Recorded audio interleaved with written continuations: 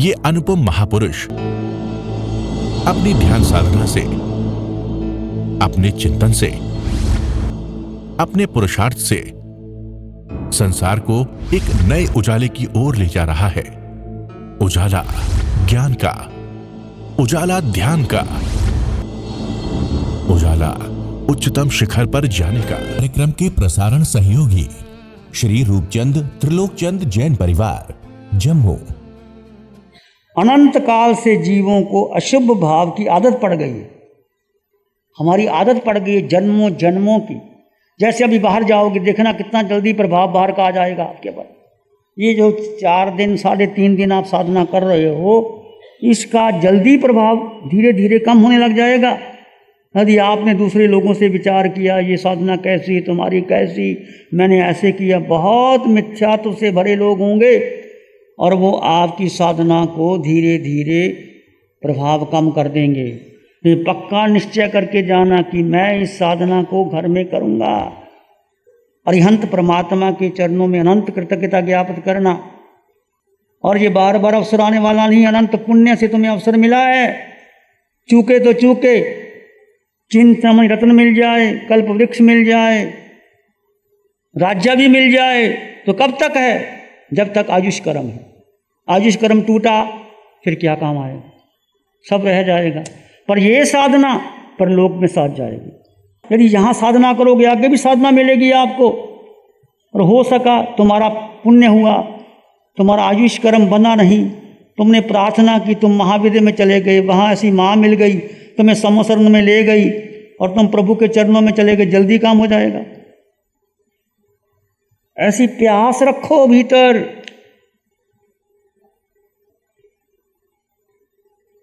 कृतज्ञता ज्ञापित करो अरिहंत परमात्मा की अनंत अनंत कृपा।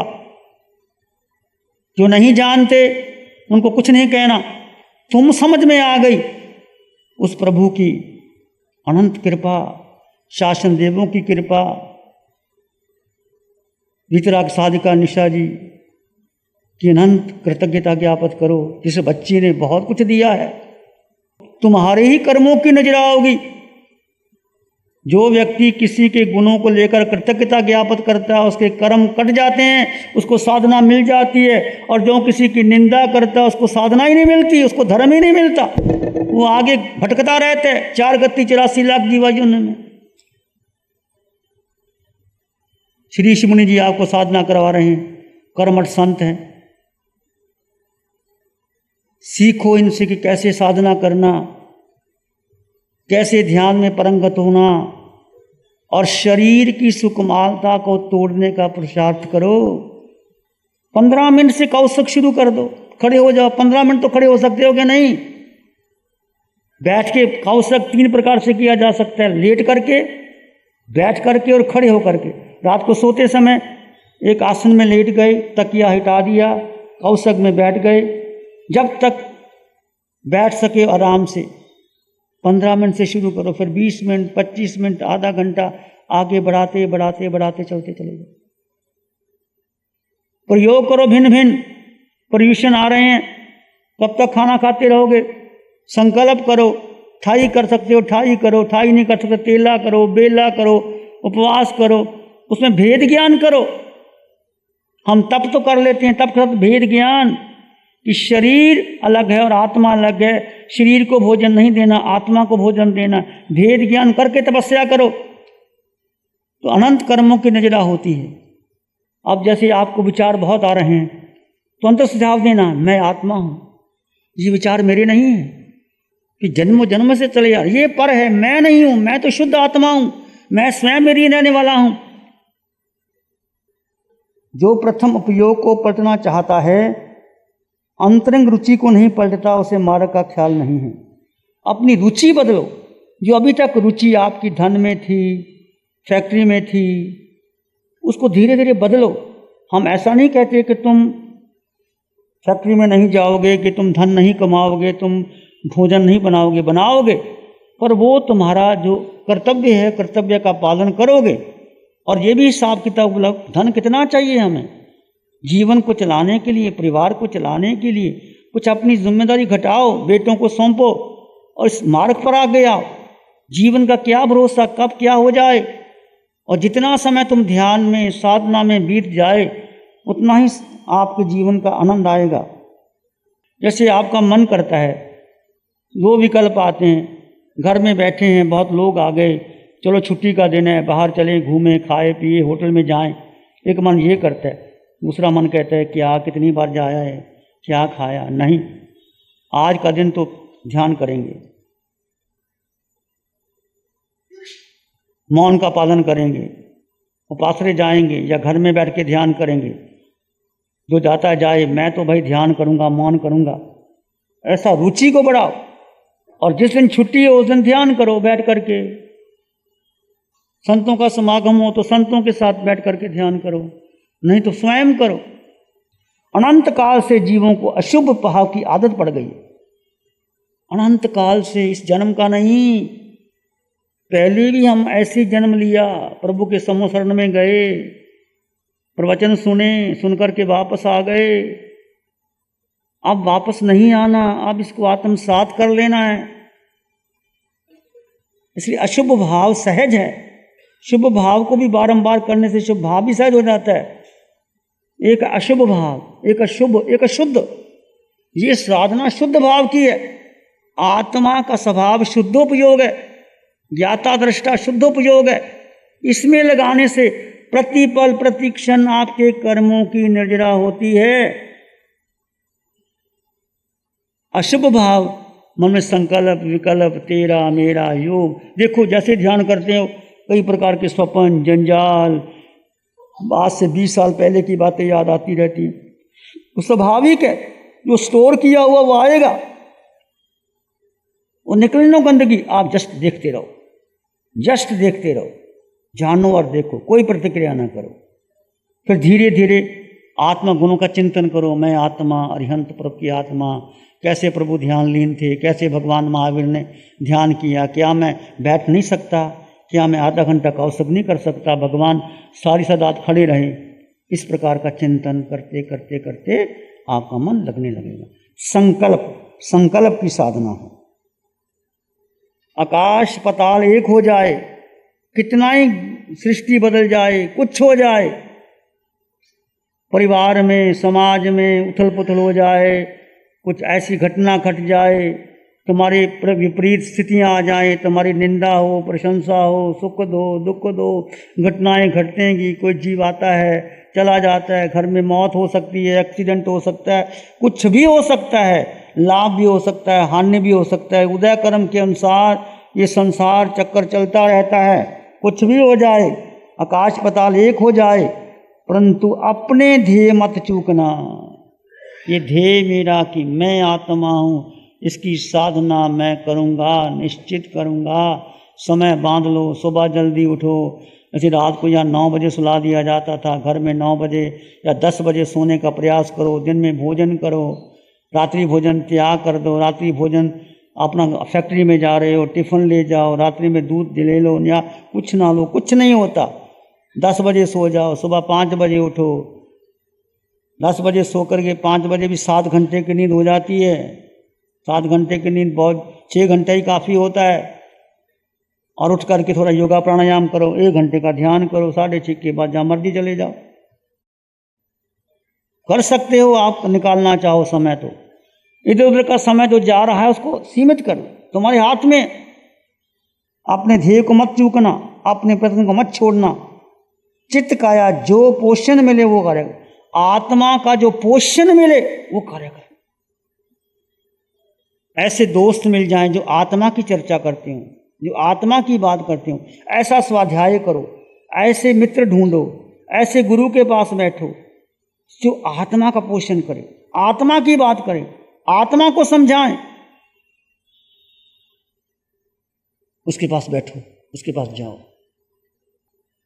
बाकी तो प्रवचन बहुत होते हैं, प्रवचन अच्छे होते हैं। जो प्रवचन केवल कानों को अच्छे लगे वो प्रवचन ठीक है, वहाँ तक तो ठीक है। पर जो प्रवचन के साथ आत्मा का पोषण हो, आत्मा का भोजन मिले, आत्मा को खुराक मिले,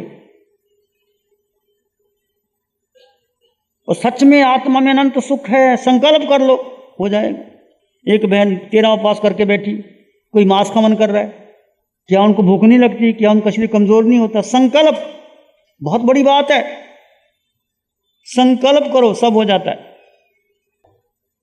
जिस ध्येय पर आरूढ़ होकर उपयोग लगाया उसे पूर्ण करना अवश्य सिद्धि होगी। हे जीव, तुमने देह के लिए पर विभाव कार्यों के लिए अनंत भाव व्यतीत किए। अब संत कहते हैं कि अब तो अपनी आत्मा को निज भगवान का रूप है, उसको ध्यान मुद्रा में बैठकर उपयोग को अपने में स्थिर कर या जीवन अर्पण कर, एक भाव इसी में लगाकर देख तो परमात्मा बन जाएगा।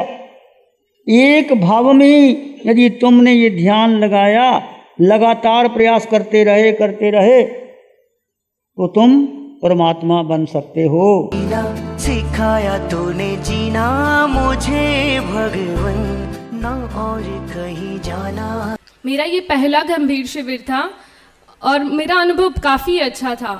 मैं भी एक टीनेजर हूँ और मेरे जैसे ऐसे कई टीनेजर्स हैं जो बहुत अलग अलग कोर्स करते हैं, कभी पर्सनालिटी डेवलपमेंट के लिए जाते हैं, कभी डांस, कभी कुछ, लेकिन वो जो भी करते हैं, जो भी सीखते हैं, सिर्फ अपने देह और अपने शरीर के लिए करते हैं। उन्होंने कभी ऐसा कोई कोर्स नहीं किया होगा जो उन्हें उन्हीं आत्मा से मिलवाए, नहीं किया होगा, क्योंकि वो जानते भी नहीं हैं। हालांकि मैं भी नहीं जानती थी कि देह और आत्मा दोनों अलग हैं, लेकिन ये एक शिविर करने के बाद मुझे इतना अनुभव तो हो ही गया है कि जो है वो खुद में है, भीतर है। अगर शांति है, सुख है, समृद्धि है तो सब कुछ अंदर है, बाहर कुछ भी नहीं है। लेकिन ये 4 दिन के शिविर के बाद एहसास हुआ है कि नहीं, शरीर के में कुछ भी सुख नहीं है, अगर कुछ है तो सिर्फ और सिर्फ आत्मा में है। निशा जी की वाणी सुनते ही एक अलग सा अद्भुत सा एहसास होता है। अब तक मैंने बहुत से लोगों से सुना था कि उनके मुख से अर्यंत वाणी आती है, परमेश्वरी की वाणी आती है, लेकिन मैं भी विचारती थी क्या ऐसा हो सकता है, लेकिन हुआ है। मैंने अनुभव किया है कि जब वो बोलते हैं तो कान खुद चाहते हैं कि मैं इन वाणी को बार बार श्रवण करूं, उनकी वाणी को बार बार सुनूं। उनकी आत्मा बहुत अमर आत्मा है, बहुत अलग आत्मा है। तो मैं आप लोगों से सिर्फ इतना ही कहूंगी, एक शिविर करके देखें, बहुत अच्छा अनुभव रहेगा। प्यारी गुरुवाणी है, बड़ी ही सुहानी। आंखें बंद, मन वचन काया शांत, शरीर शांत, विचार शांत, सृष्टि शांत, वातावरण शांत, हर दिशा हर किनारा शांत शांत शांत। सिर के सिरे से पांव के अंगूठे तक अपने भीतर शुद्ध चेतना का एहसास कीजिए। तुम केवल आत्मा हो, आत्मा आत्मा।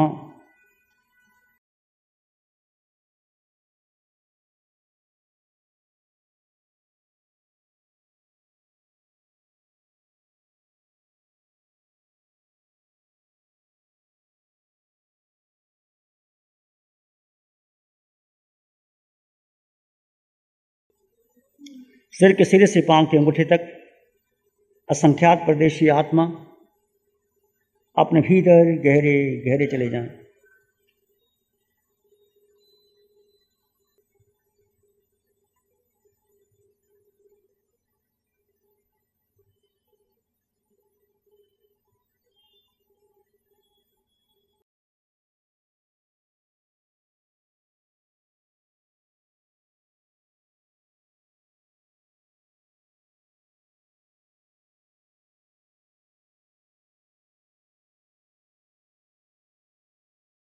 मैं आत्मा हूँ, यही सत्य है। इस सत्य को आत्मसात करते चले जाइए।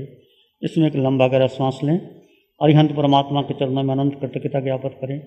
एक और लंबा गहरा सांस, अरिहंत परमात्मा के चरणों में नमन और वंदन। नमो अरिहंतानंग, नमो सिद्धानंग, नमो आयर्यानंग, नमो उज्जयनंग, नमो लोय सब साहुनंग, धम्म मंगल मुकिठम अहिंसा संयमो तवो देवावित्तंग नमं शांति जस धम्मे श्यामनो चैता भारंग वासंग चकवट्टी महलियो संति संति करलोय पत्तो गई मनोत्तरम। चैता भारंग वासंग चकवट्टी महलियो संति संति करलोय पत्तो गई मनोत्तरम। श्री चत्तारी मंगलम, अरहंता मंगलम, सिद्धा मंगलम, साहु मंगलम, केवली पानत्तो धम्मो मंगलम। चत्तारी लोग उत्तम, अरहंता लोग उत्तम, सिद्धा लोग उत्तम, साहु लोग उत्तम, केवली पाणत्तो धम्मो लोग उत्तमो।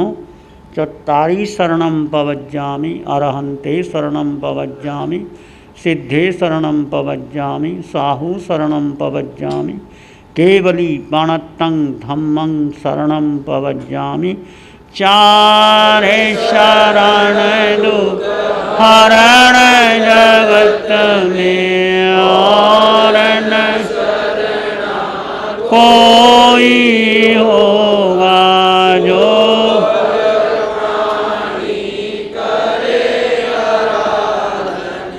उसका अजर अमर उसका सदा ही मंगल। इस कार्यक्रम के प्रसारण सहयोगी श्री रूपचंद त्रिलोकचंद जैन परिवार, जम्मू। प्यारी गुरुवाणी है, बड़ी ही सुहानी